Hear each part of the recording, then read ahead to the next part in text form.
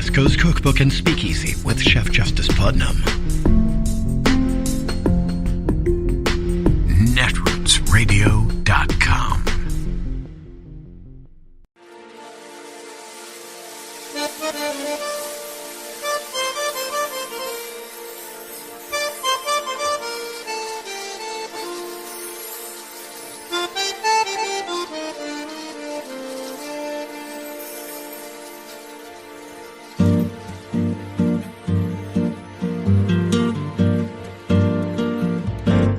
Je voudrais du soleil vert, des dentelles et des théières, des photos de bord de mer, dans mon jardin d'hiver.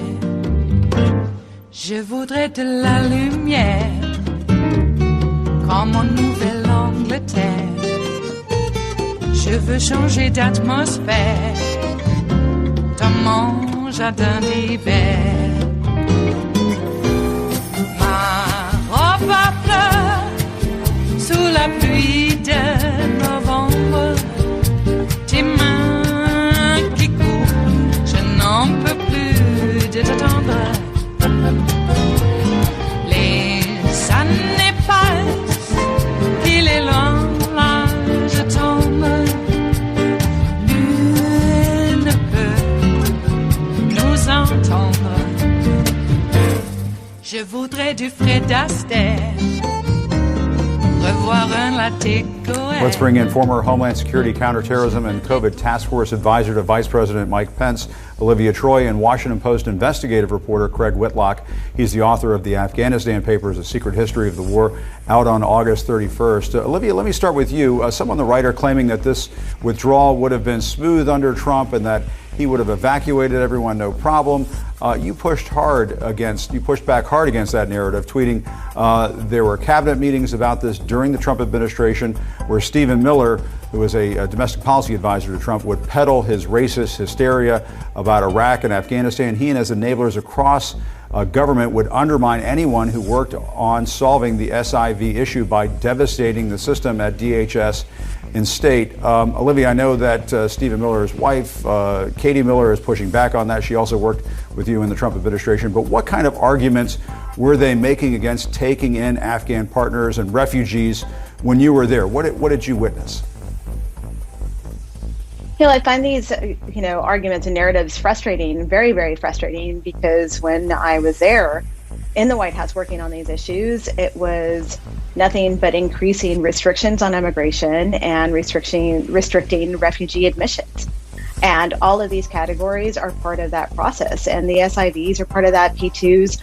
All of this falls into the pipeline of these offices with resources that were gutted during the Trump administration, where many of us who actually worked the refugee issues, who were pushing to make sure that they did not reduce the ceiling number for refugees and ensure that this process continued, especially prioritizing the interpreters who had served overseas with military and intelligence officers, would be able to get through that system. And it was a very challenging situation. And these claims that Trump would have done this differently and would have saved all of them, well, he had several years to do that.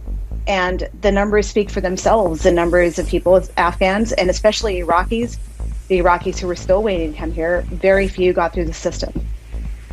And that was in large part because, in your view, there was just an anti-refugee mentality being pushed by folks like Stephen Miller. I think you've described situations where if Stephen caught wind of other officials trying to push in favor of allowing refugees into the country, he would seek to cut those people out, ice those people out.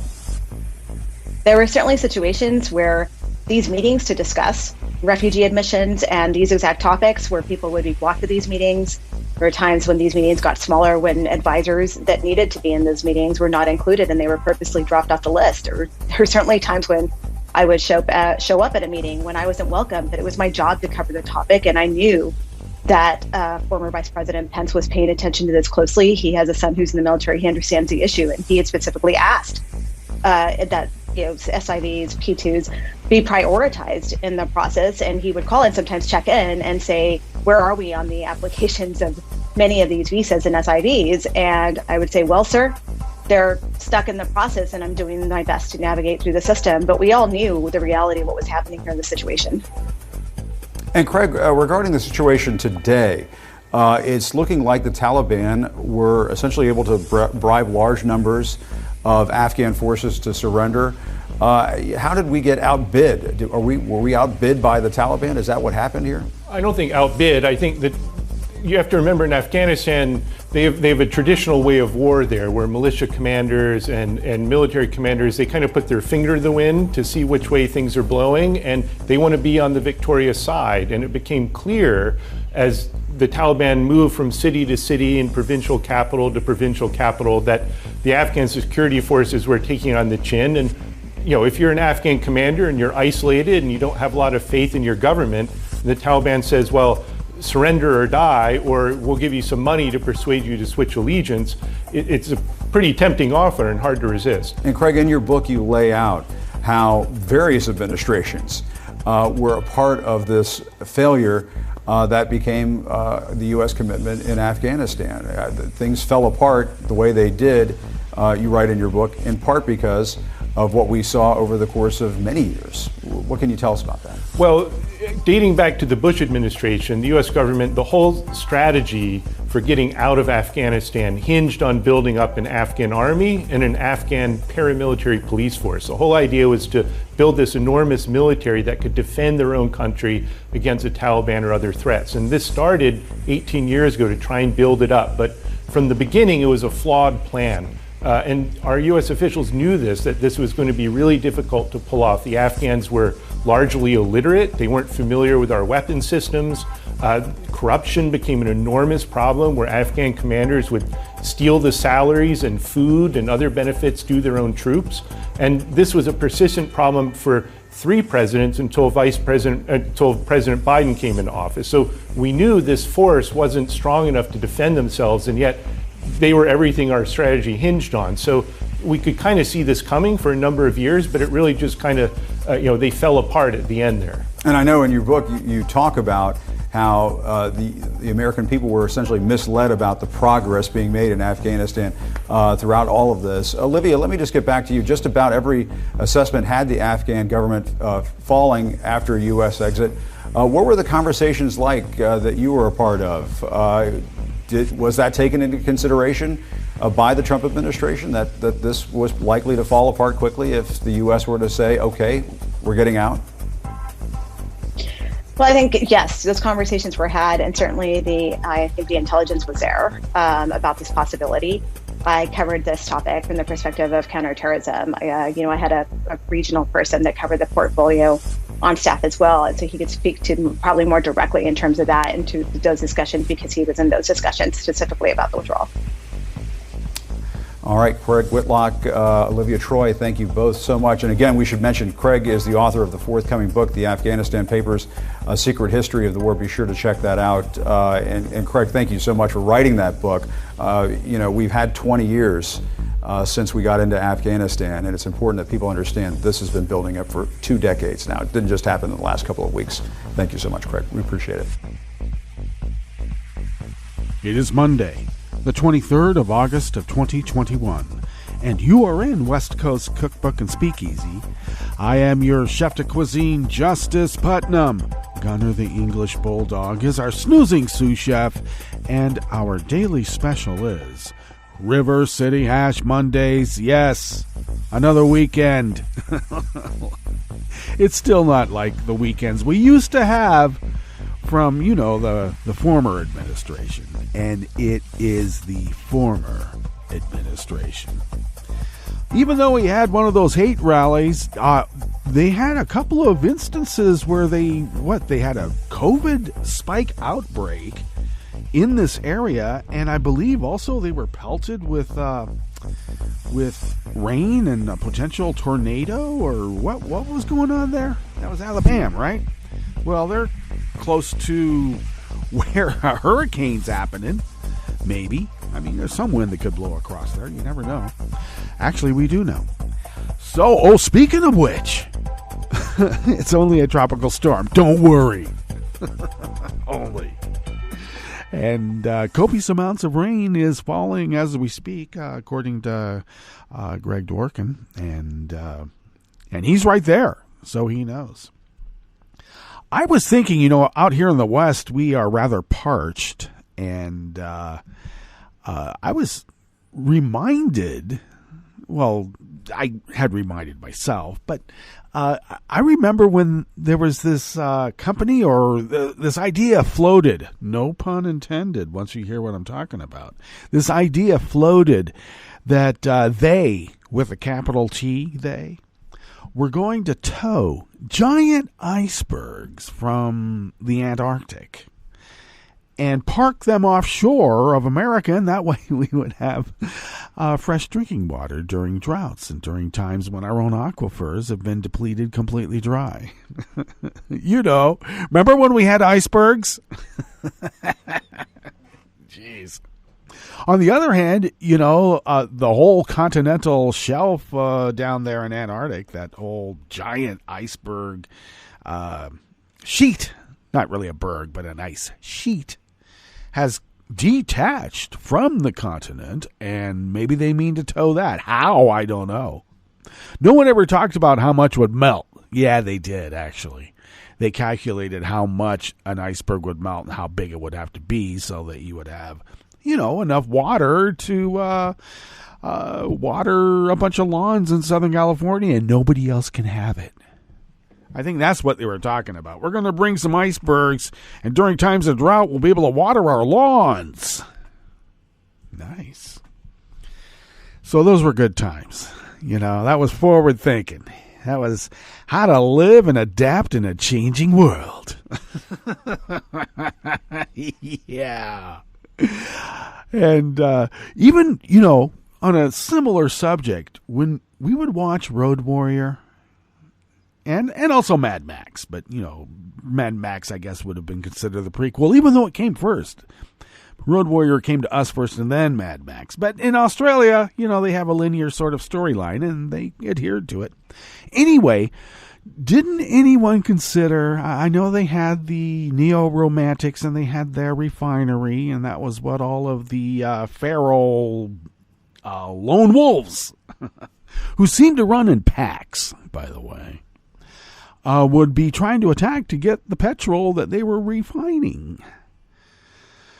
But I always thought it was rather odd. There was a lot of internal combustion machines there, and they were all gas guzzlers.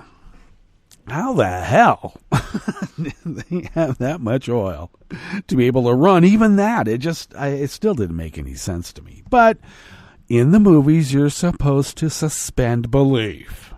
That way, you can enjoy the movie. So it's a little disconcerting that we now have court cases in which people are bringing up what they saw in a movie, then they considered it to be real. All right. Well, I'm sure there's a Federalist Society judge somewhere there that will agree. And it'll just be another brick taken out of the great foundation of our representative democracy. Okay. Oh, do you like all the gaslighting that the GOP and all the neocons and the Wolfowitzes, even Wolfowitz is out gaslighting again? Jeez, as soon as he licks that comb, after he's combed his hair, I'm going to be a little peeved. Yeah, when you've lived long enough, there are some indelible memories that will never leave you. And that's one of them. In fact, sometimes, on Twitter, they ask you all these really weird, obscure questions, like, what was your favorite song in 1969 at 2 o'clock in the afternoon? I always figure it's a way at some point to be able to, hack into your data.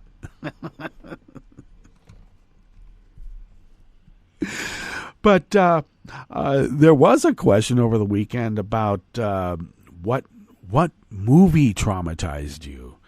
And I could have brought up the news reports that showed Wolfowitz licking that comb after he combed his hair and then combing his hair again with it. Okay. I know there was a spit comb thing back in the day, but usually didn't lick the comb after you combed your hair. Yeah, I'm just saying. You at least waited for a little bit so that it dried. I have not. God, the idea of licking a comb and putting it through your hair actually kind of grossed me out during the day when one would do that. Not one like us. But Wolfowitz did. And now even he's back in the news, gaslighting about everything that went on, about their lies that got us into Afghanistan, thinking that it wouldn't have taken as long for a Democrat to finally, get us out so they could blame that Democratic president. Okay, just saying.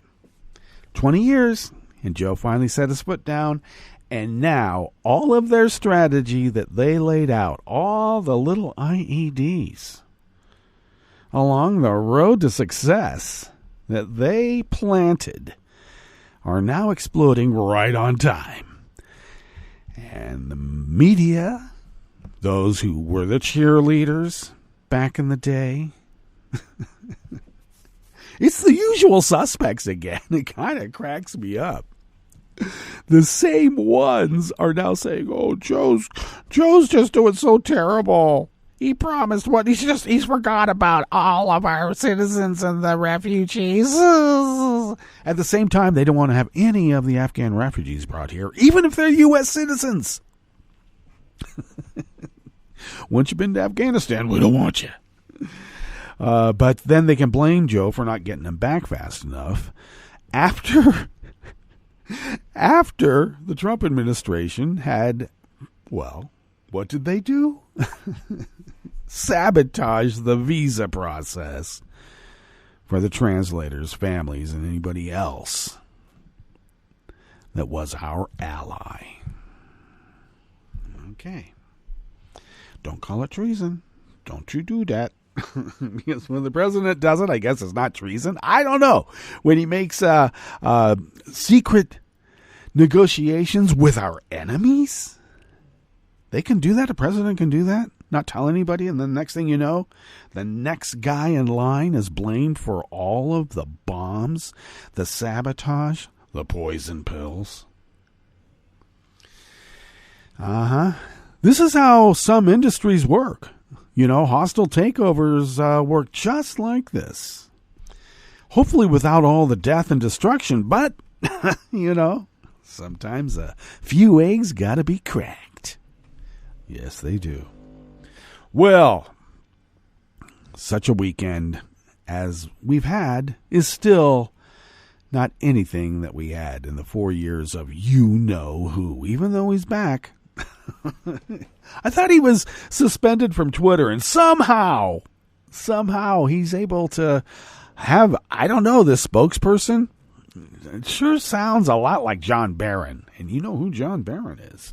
What's on the curated part of our show, since we could just rant the whole time. We shan't do that because we need a little bit of order to center ourselves, being able to then acquire once again that 8-count breath. 8 counts in, 8 counts out. That's not easy.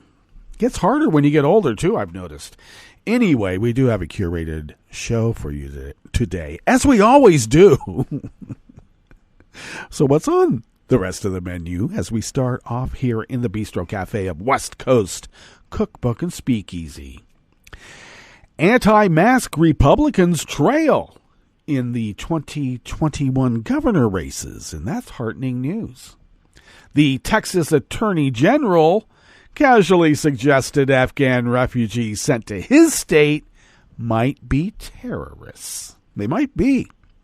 And bus driver shortages are the latest challenge hitting U.S. schools. And, they want to open them up. So why not transport them in a little test tube of virus? It does happen. After the break, Russian police detained several journalists protesting for press freedom in front of the FSB. Yeah, they tried to do it. And World War II hero Josephine Baker will be reinterred at the Pantheon in Paris, making the American-born entertainer the first black woman to receive France's highest honor. All that and more on West Coast Cookbook and Speakeasy. Bon appetit.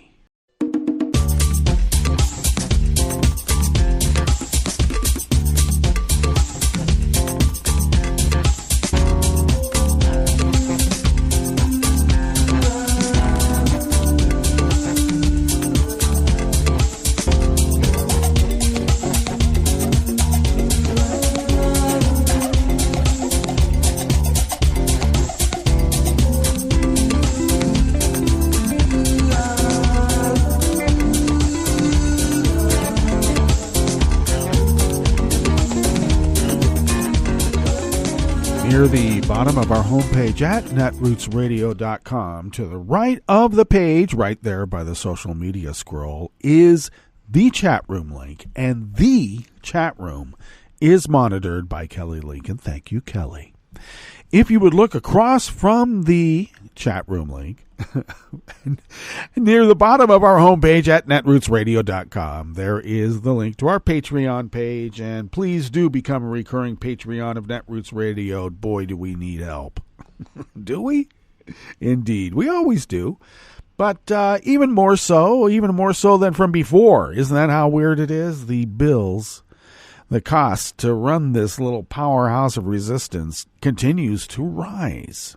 You'd almost think it was, well, I won't go as far as to say price gouging, but I guess I almost did. Oops. Anyway, you know how it is. Prices and costs continue to rise, and we have to keep pace. We are able to pool the funds that you might give us with what we pull out of our own pockets, and that sustains us and is by paying our bills. Jeez, that's about all we can do, and we have to pull money out of our own wallets to do this as well, because we do consider this to be quite serious of an endeavor. If you could afford an espresso type coffee drink, and if you could afford, say, to send those funds our way once a month, well, then we are able to pool the funds that you've provided to us, and with those that we pull out of our own wallets, pockets, socks, I don't know, even the cushion from the sofa, wherever it might be. And then we're able to pay those bills. And that allows us to fly under the radar and continue this powerhouse of resistance against the forces arrayed against representative democracy. So we, like I said, we take this quite seriously, even though we have a little bit of gallows humor mixed in. But that's how we survive, don't we all? If you would like to follow Netroots Radio on Twitter, it is so simple. And Tom made it simple because he's a professional. He is, truly. And thank you, Tom, for taking care of that at Netroots Radio. How simple. Now, you can follow me on Twitter, and I suggest that you do, at Justice Putnam.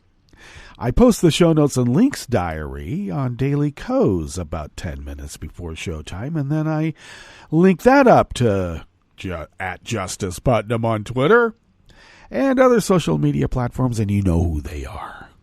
Follow the show on Twitter at Cookbook West, and please pick up podcasts by way of Spreaker, Stitcher, TuneIn, iHeart, YouTube, iTunes, and wherever podcasts can be found. Okay. Well, without further ado, I guess we could dally around and talk about whatever just comes off the top of our head, but maybe we ought to dive into our first offering. Except, let me bring up one little incident that happened over the weekend that is quite disconcerting, because this is happening with familiar frequency. The Proud Boys once again descended on Portland, Oregon, armed to the teeth, and proceeded to threaten, shoot at, they even arrested a guy just plugging fire across the street at people, and purportedly somebody else fired back, and it startled him enough that his weapon jammed. there was not a cop to be found. Now, Ted Wheeler, the mayor, and the police department announced on Friday that they were not going to get involved with any altercations between the Proud Boys and whoever else might be there. And whoever else might be there, it didn't matter if they were Antifa or just somebody trying to pass through to go buy some milk on a Saturday and Sunday. So, of course, the Proud Boys, being the brown shirt terrorists that they are, proceeded to beat people that they said were Antifa in their cars trying to leave, to the point that they accused a van, a handicapped van, of trying to run them down, when all the person was trying to do was get through the area and get the hell out of there. And a bunch of Proud Boys tipped that over with the physically impaired driver in a van custom made for them. Not a cop to be found. Now, they did arrest the guy that was hiding behind a, news rack or a mailbox or something. I can't remember exactly what it was. I looked at the video a little bit. It's broad daylight. What that guy had been doing, just so you know a little bit of the backstory, because apparently they're not going to get it in the national feeds. That guy was chasing some black kids around with photos of black people being lynched, saying he was going to do that to them, and all black people are effers and they need to leave the country. In Portland, Oregon. Which I got to tell you, in some ways, is not very unusual, since they tried to make this white utopia from the very beginning of the state. I guess the vestiges of that sentiment exist still. So there were some cops that arrested that guy. Probably took him to get a Whopper with cheese and let him go. Thank you very much for helping us out. Because that's what it feels like. The cops are using the Proud Boys as their shock troops, either to incite an altercation or to terrorize the populace as, I don't know, a test tube of how they want to do it in other cities across the country. If we don't punch the Nazis now, you know what the Nazis are going to do later. They do it every time. This is not a secret. They play by a two-dimensional playbook. About time we understood that and acted accordingly. All right. One thing about representative democracy is that as far as we can hope that the democracy will work in terms of getting the votes counted, I know they're going to really try to keep it from happening. We can get rid of these scofflaws, fraudsters, grifters, and neo-Nazis. Just vote them out.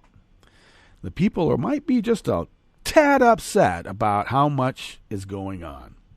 Well, Josh Israel from the American Independent brings us this first offering here in the Bistro Cafe at West Coast, Cookbook and Speakeasy. Polls in New Jersey and Virginia show Democratic gubernatorial nominees in those states leading their anti-mask GOP opponents months out from the November contests. On Friday, a Roanoke College poll found former Democratic Virginia Governor Terry McAuliffe leading Republican Glenn Youngkin, or is it Youngkin, a wealthy ex-investment firm executive. Oh, another hillbilly elegy rich boy. Backed by former guy, that guy, Trump, 46-38. And the poll showed 44% of likely voters had a favorable view of McAuliffe, while just 27 had a favorable view of Youngkin. And so you know what's going to happen. The Republicans in the legislature are going to try to make sure that the Democratic votes don't count. A second poll by Virginia Commonwealth University found McAuliffe leading Youngkin 40% to 37% among likely voters. Both polls showed Democratic nominees comfortably ahead in the state's lieutenant governor and attorney general's races. Even more incentive to try to keep Democrats from voting and Democratic votes from being counted. Now, I'm not trying to put a damper on going out to vote. Go out to vote. But we have to know that these scofflaws, grifters, and neo-Nazis are going to try to game the system even to the point of intimidation at the polls by gun-wielding brown shirt shock troops.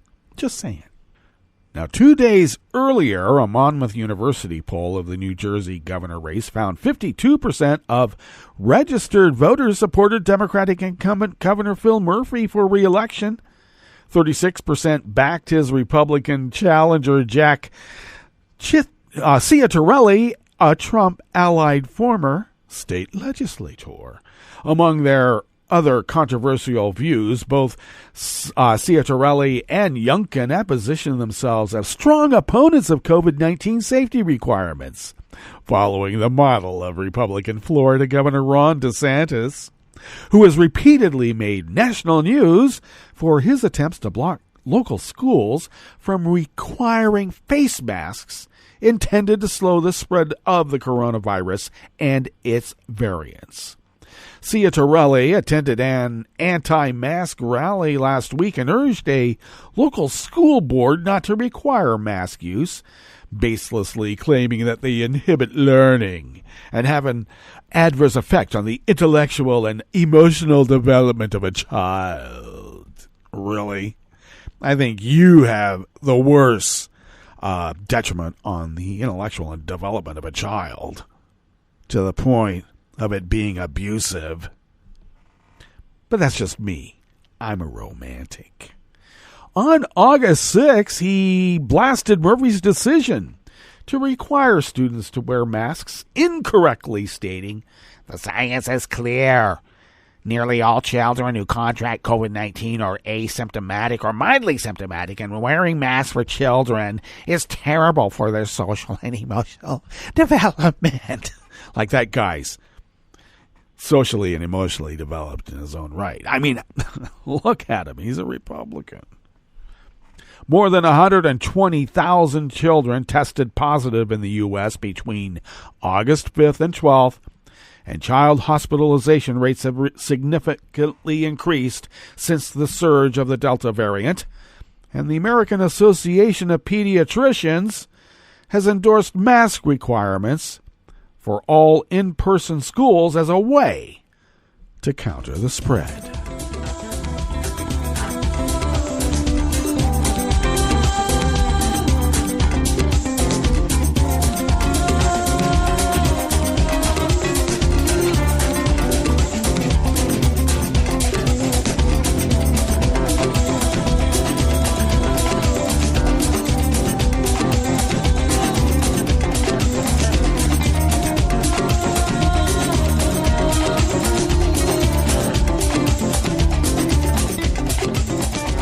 Oliver Willis of the American Independent brings us this next offering here in the Bistro Cafe of West Coast Cookbook and Speakeasy River City Hash Mondays.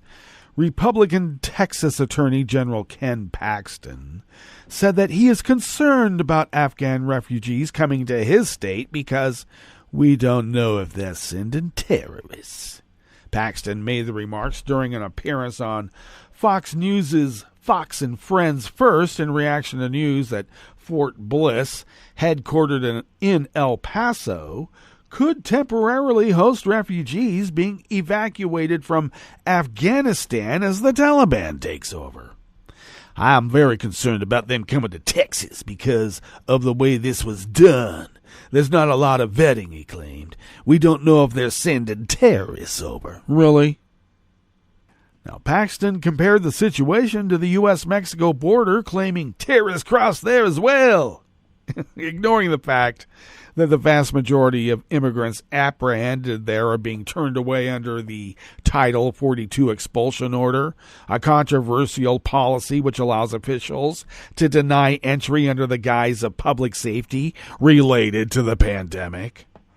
Refugee Services of Texas, which assists with refugee settlement in the state, recently told a Texas news outlet that it expects to settle at least 324 Afghan civilians amid U.S. operations in the country. Officials explained that all applicants applying for resettlement would undergo background checks and health screenings before they are allowed in. Those who have worked with the U.S. government will be able to apply for a special immigrant visa, though, through the State Department before they are allowed to travel to other parts of the United States beyond Fort Bliss. According to the El Paso Times, those whose visas are approved will then be moved to be with relatives, host families, or will be resettled separately.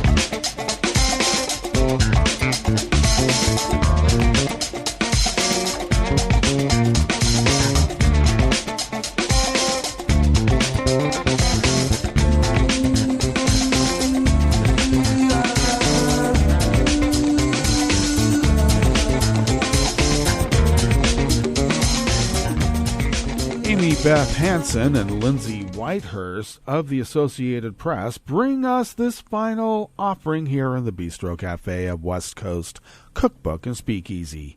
A Montana school district is dangling $4,000 bonuses and inviting people to test drive big yellow school buses in hopes of enticing them to take a job that schools are struggling to fill as kids return to in-person classes. A Delaware school district offered to pay parents $700 to take care of their own transportation, and a Pittsburgh district delayed the start of classes and said hundreds of more children would have to walk to school. Schools across the U.S. are offering hiring bonuses, providing the training needed to get a commercial driver's license, and increasing hourly pay to attract more drivers. The shortage of drivers is complicating the start of the school year, already besieged by the highly contagious Delta variant of COVID-19, contentious disagreement over masking requirements, and the challenge of catching up on educational ground lost as the pandemic raged last year. You didn't have to lose that ground, Just saying. The driver shortfall is not new, but a labor shortage across many sectors and the pandemic's lingering effects have made it worse, since about half the workforce was over 65 and more vulnerable to the virus. First Student, a company that contracts bus services for school districts around the country, held test driving events they called Big Bus, No Big Deal in Montana and many other states this summer to give people an opportunity to try their hand at driving. The hope was that it could remove a barrier to those who otherwise might be interested in helping kids safely to and from school, said Dan Redford with First Student in Helena, Montana. We actually set up a closed course at the fairgrounds, and we invited the public to come in and learn that it's not a big deal to drive a big bus, Redford said. They're actually pretty easy to drive. You sit up high. You've got plenty of view. And, I don't know, maybe a bunch of screaming kids behind you? Maybe.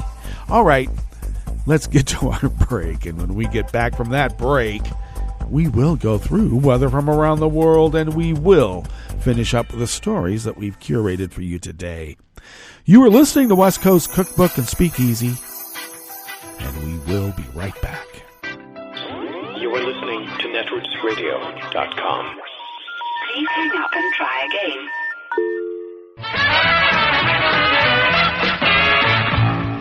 from a point at sea to the circles of your mind. A new force is at work for planetary transformation.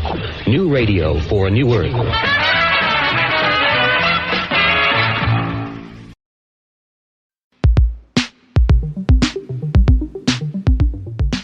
This is Scientific American's 60-Second Science. I'm Maddie Bender. In Central Texas, in the back of a blacked-out government bus, 3 health workers stood over coughing patients. They had 10 minutes to put on personal protective equipment and perform nasal swabs on the infected. So just right here, sir, can we go back down and kind of twirl us around? I'm so sorry. Okay. And then we're going to do one on the other side, and that'll be it. All right, you did good. This, sadly, might sound like a voice we've heard over the last year as we've received a nasal swab for COVID-19. Talk to us a little bit about how you were feeling throughout this entire scenario with these patients who are coughing, and we don't know what this virus is. Very nervous. I was scared because I didn't know, exactly what to do. The thing is, none of this was real. The patients were mannequins, and this was done in 2019. But it sure turned out to be prescient. And, more importantly, according to new research, it helped a healthcare system prepare for when an actual deadly pandemic arrived in the U.S. in 2020. All because of escape rooms and zombies. Chances are you've been to or heard about escape rooms, which are timed games where teams find clues and solve puzzles, with the goal of getting out of a room. Today, there are tens of thousands of them worldwide.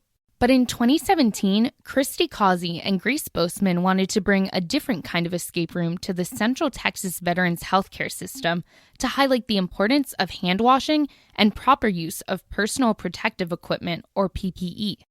2 years and 5 iterations later, they changed the theme of the room to pandemic influenza. But when they were first starting out, they took inspiration from a popular TV show at the time. We had zombie sounds playing throughout the room, simulated blood that we had placed on the walls. Somebody donated a projector that had zombies kind of looking like they were trying to come through a window, so we put that up.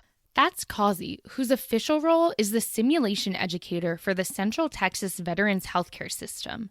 She says that boring PowerPoints to teach clinicians about infection prevention simply weren't cutting it. So when Boseman came to her with the idea for a zombie-themed escape room, she says it was a no-brainer.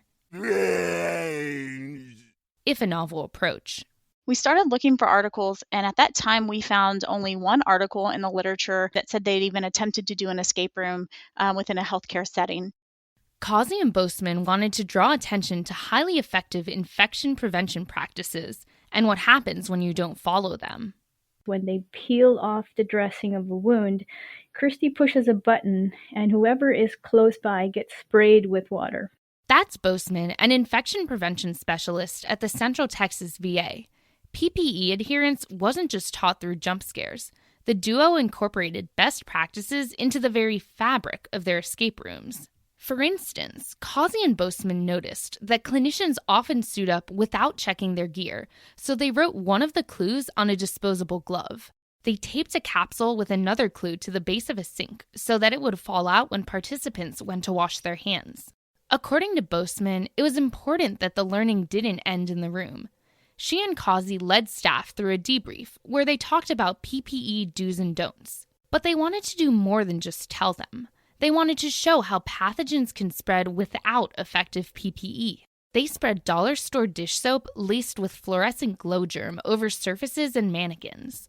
Listen what happened when they shone a UV light on participants' gloves and gowns after a round in their 6th escape room held in 2019, just months before the real pandemic hit. Okay, so we're going to turn out the lights now. So now for the moment of truth. Let's take a look at your gloves and your PPE to see if you have any on you. So stick your hands out for me and let's see. So you've got some spots there. Wow. So you mean if I didn't have this on, I would take this home? Correct. Yes, sir. Oh my. Did the flashy demonstration work long term, though? Causey and Boseman sent around a survey to escape room participants. 3 months after the experience, 61% of staff said they were washing their hands more because of the activity. The pair presented these results recently at the annual meeting of the Association for Professionals in Infection Control and Epidemiology.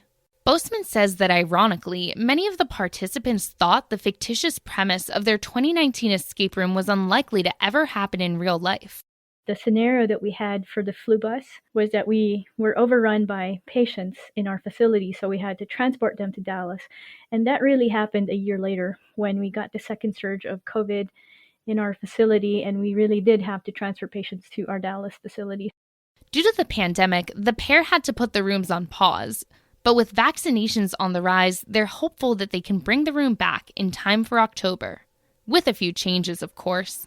We're running out of clues, so we need to get more creative.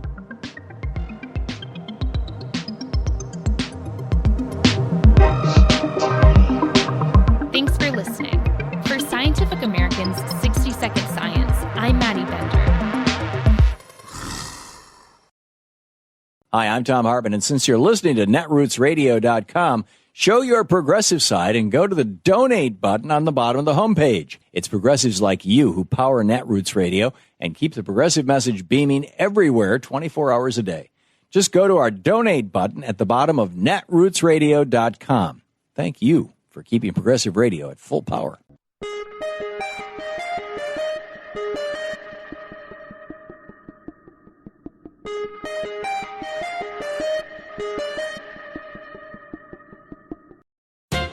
America's economic and political inequality has led workaday Americans to exclaim, "The system is broken. Let's fix it."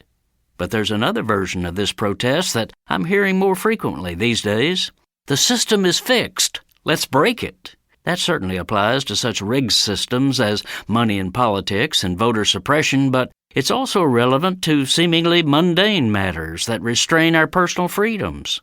One of the insidious fixes we need to break is the claim by brand-name corporations that we consumers must be banned by law from repairing the products they sell to us. The weak battery in your cell phone, the fuel sensor in a farmer's tractor, some gizmo in the toaster you bought, a fuse in your business's truck. You could fix all of these yourself or, with a little hassle, take the problem to a local repair shop. But no, such manufacturing powerhouses as Apple, John Deere, and Panasonic assert that only their corporate technicians are authorized to open the product, which you own, to make it work again. So you are expected to deliver it to their distant facility, wait however many days or weeks they tell you, and pay an inflated price. They've literally fixed the fix for consumer products. They impose their control by making the products as needlessly complicated as possible, then claiming that the complexity is their patented proprietary product. Thus, they say they don't have to provide repair manuals or sell repair tools to consumers or independent shops. Gotcha. To give their closed profiteering system the force of law, the giants have deployed armies of lobbyists and lawyers to legislatures and courts, arguing that self-repair people really are scoundrels trying to circumvent safety and environmental rules. This is Jim Hightower saying, for action, go to U.S. Public Interest Research Group, uspurg.org. The Hightower Radio Lowdown is brought to you by our new Lowdown Happy Hour, now live streaming on Facebook from the Chat and Chew Cafe, with kick-ass political spark plugs like Beto O'Rourke, musical champions like Marcia Ball, and grassroots change makers like the New Georgia Project and People's Action. The Lowdown Happy Hour is reaching out to you to help put the move in movement. So grab a libation and join the fun. Details at hightowerlowdown.org. I'm Rick Smith, and this is Labor History in 2.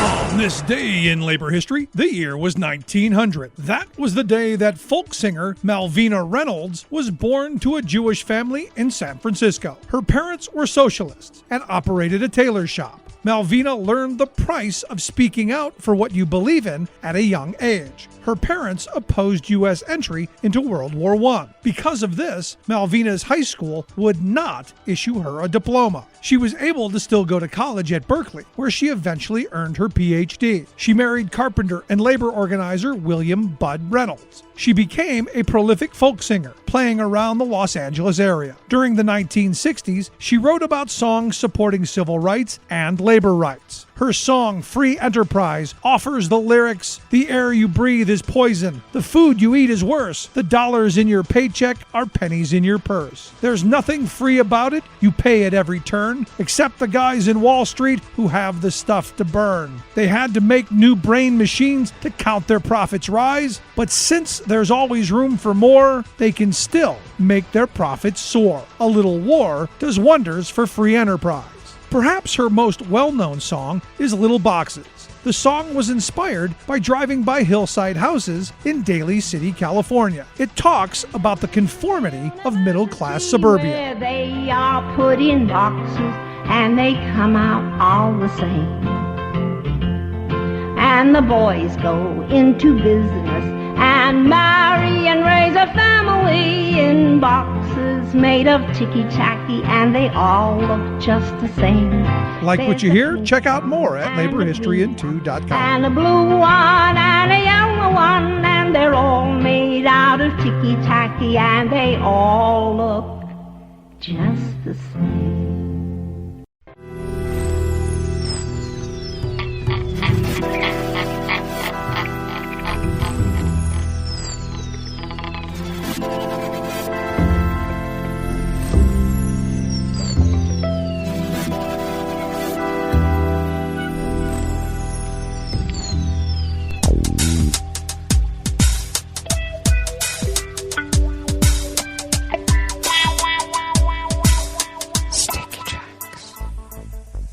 Thank you for accompanying us here to the chef's table at West Coast Cookbook and Speakeasy River City Hash Mondays. We always begin, whether from around the world, along the banks of the Rogue River, in the Rogue River Valley of Southern Oregon on the west coast of the continental United States of America, where it is currently 55 degrees Fahrenheit, expecting cooler temps than yesterday, about 80 to 83, and we'll have sunny skies throughout the day with winds out of the north-northwest at 5 to 10 miles per hour. We do have actually quite good air here at the mothership, but the area is experiencing a bad air advisory, and that should be hitting us later in the morning, early afternoon, as it did yesterday, and we'll get to that in just a moment. Clear skies overnight, lows in the mid-50s with winds out of the northwest at 5 to 10 miles per hour. Sunny skies tomorrow, along with a few afternoon clouds, highs in the mid-80s with winds out of the northwest at 5 to 10.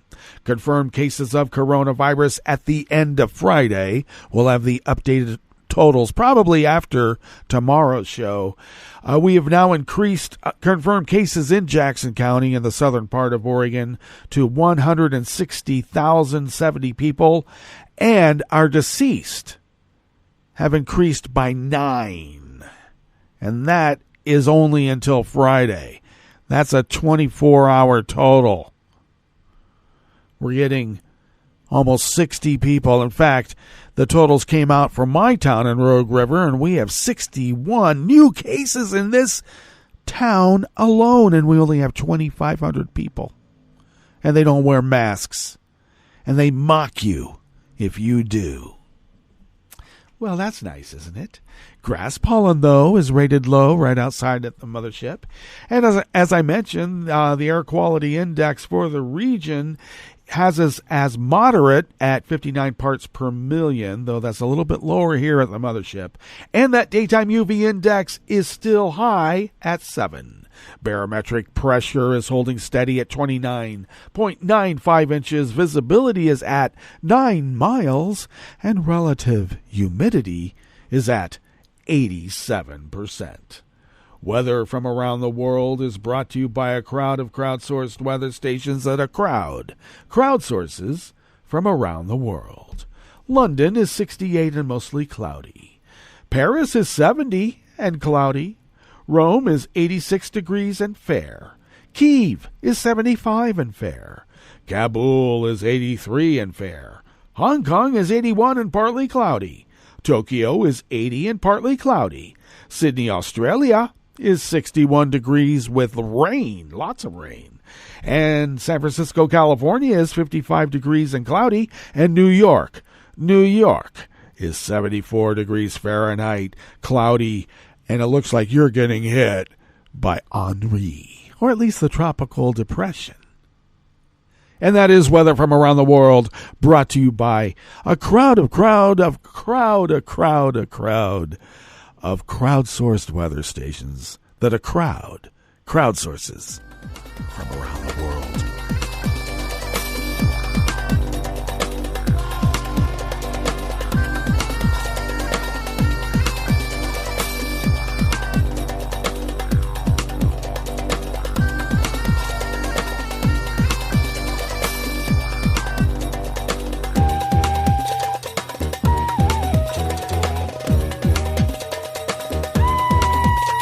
Anonymous staff at the Associated Press brings us this first amuse-bouche here at the chef's table at West Coast Cookbook and Speakeasy.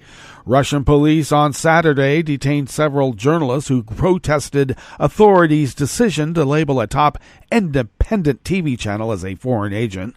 The journalists held individual pickets outside the main headquarters of the country's top domestic security agency, the FSB, on Moscow's Lubyanka Square. They held placards such as "Journalism is not a crime" and "You are afraid of the truth," to protest the Justice Ministry's move to add "Dozid," which is rain in Russian, the TV channel, and the online investigative outlet Important Stories to the list of foreign agents. Those detained were handed summons to attend court hearings on charges of violating rules of holding pickets, an administrative offense that carries a fine of up to $270 U.S. The Justice Ministry acted under a law that is used to designate as foreign agents non-governmental organizations and individuals who receive funding from abroad and engage in activities loosely described as political. The label implies closer government scrutiny and carries a strong pejorative connotation that could undermine the credibility of media outlets and hurt their advertising prospects.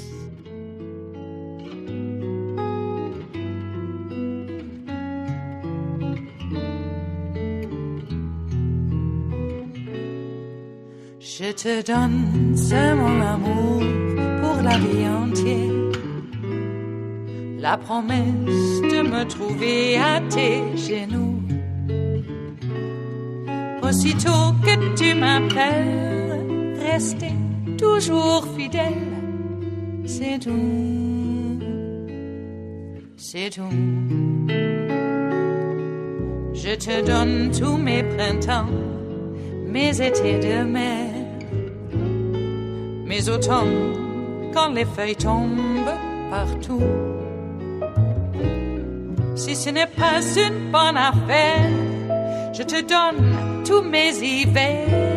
Staff at the Associated Press brings us this final amuse-bouche here at the chef's table at West Coast Cookbook and Speakeasy. The remains of American-born singer and dancer Josephine Baker will be reinterred at the Pantheon monument in Paris, making the entertainer, who is a World War II hero in France, the first black woman to get the country's highest honor.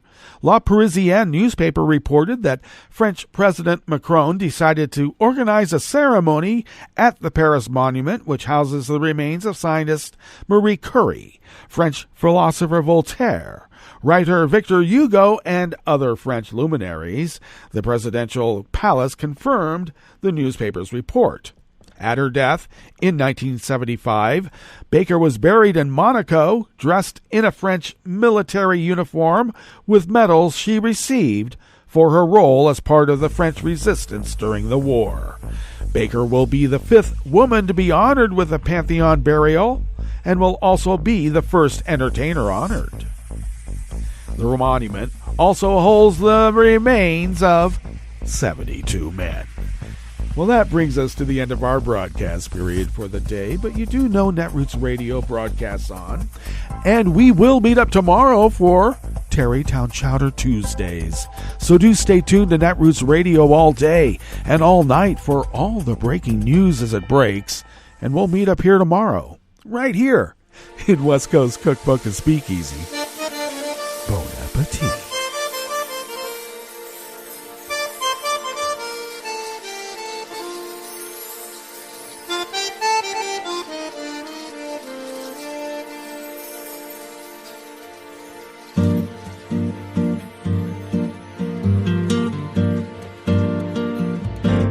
Je voudrais du soleil vert, des dentelles et des théâtres, des photos de bord de mer, dans mon jardin d'hiver. Je voudrais de la lumière, comme en Nouvelle-Angleterre. Je veux changer d'atmosphère, dans mon jardin d'hiver. Robe à fleurs, sous la pluie de novembre, tes mains qui courent, je n'en peux plus de t'attendre. Les années passent, qu'il est loin, l'âge tombe. Nul ne peut nous entendre. Je voudrais du Fred Astaire, revoir un latte Goël. Je voudrais toujours te plaire dans mon jardin d'hiver. Je veux déjeuner par terre, comme au long de golfe clair, t'embrasser les yeux ouverts dans mon jardin d'hiver.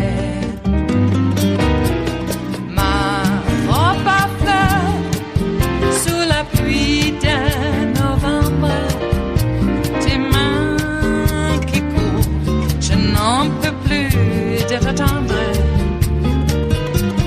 Les années passent, il est loin, l'âge tombe. Nul ne peut nous entendre. Ba-da-da-dum-di-da-dum. Ba-da-da-dum-di-da-dum. Ba-da-da-dum-di-da-dum. Dans mon jardin d'hiver. Ba-da-da-dum-di-da-dum. Ba-da-da-dum-di-da-dum. Ba-da-da-dum-di-da-dum. Dans mon jardin d'hiver. Dans mon jardin d'hiver. Dans mon jardin d'hiver.